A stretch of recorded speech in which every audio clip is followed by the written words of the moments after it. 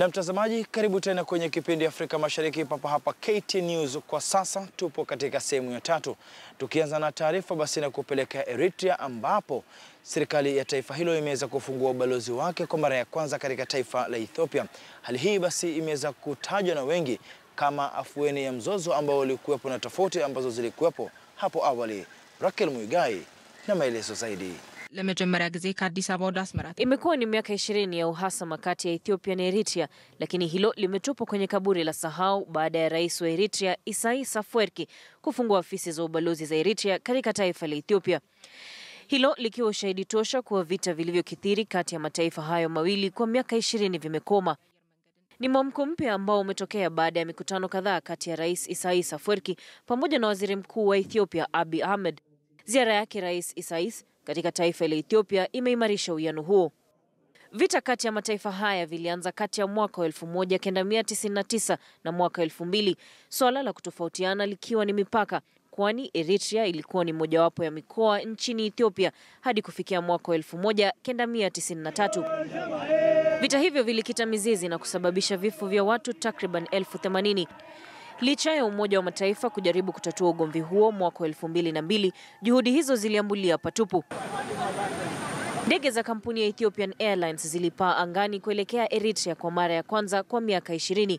Taswira ambayo imeleta furaha kwa viongozi wa mataifa yote mawili na haswa kwa wananchi ambao kuwepo kwa amani imekuwa ndio ndoto kwa miaka. Kwa sasa ni mwanzo wa mwamko mpya ambao wananchi na viongozi wanaamini utazidisha uhusiano wa kidiplomasia kati ya Ethiopia na Eritrea.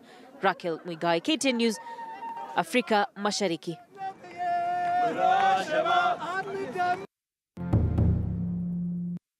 Kumbukumbu zake aliyekuwa rais wa kwanza wa taifa la Afrika Mashariki, Afrika Kusini, ambaye ni Nelson Mandela, ziliweza kusherehekewa katika mji wa London.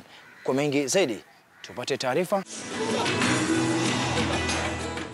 Tarehe 17 mwezi huu, macho yote yalilenga taifa la Afrika Kusini, huku wakubwa kwa wadogo kutoka mataifa mbalimbali wakimiminika katika uwanja wa michezo wa Wanderers mjini Johannesburg kuhudhuria sherehe za 100 tangu kuzaliwa kwa aliyekuwa rais wa Afrika Kusini hayati Nelson Mandela.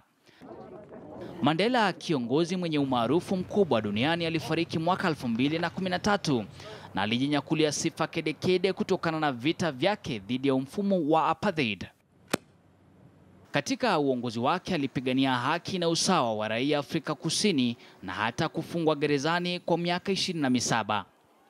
Sherehe za mwaka huu zilikuwa za aina yake, hasa kutokana na uwepo wa rais mstaafu wa Marekani Barack Hussein Obama.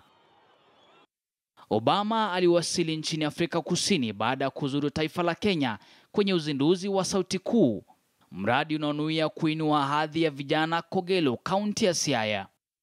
Obama alihutubia maelfu uwanjani na mamilioni waliotazama kwenye runinga na mitandaoni. Ni hotuba ambayo wengi walisema ilikuwa muhimu zaidi tangu kustaafu kwake mwaka jana. Sherehe hizo ziliadhimishwa ulimwenguni kote, huku wito ukiwa kuzingatia kwa vigezo ambavyo hayati Nelson Mandela alishikilia: haki na usawa kwa wote.